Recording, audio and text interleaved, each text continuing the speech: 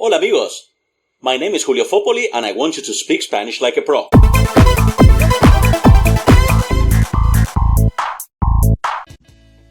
Hola amigos, Julio Fopoli here.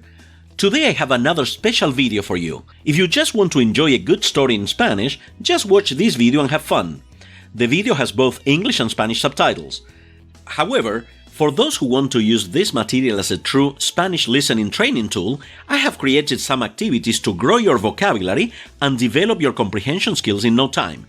Check out the link on the screen for more information on this. And of course, if you have any questions, comments or suggestions about the video, please post them in the comment section below. Let's get started. ¿Te preguntaste alguna vez por qué siempre decimos que la primera impresión es la más importante?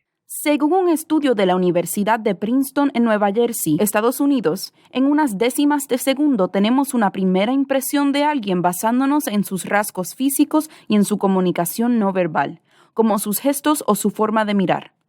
Esta primera impresión marca a fuego nuestra percepción de una persona y muy rara vez la cambiamos, incluso cuando los hechos la contradicen.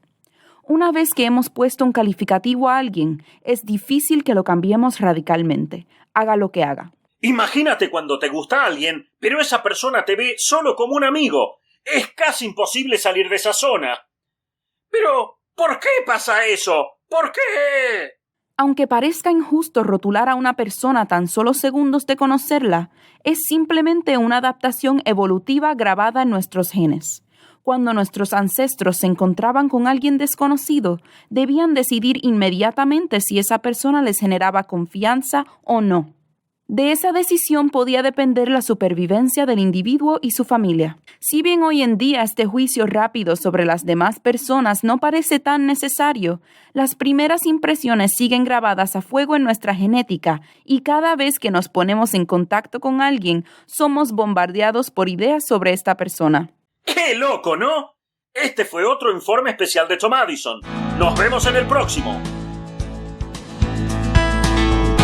No, yo puedo ser más que tu amigo. Es simplemente tu cerebro primitivo que no te deja ver la realidad. ¿Hola? ¿Hola? ¡Carajo!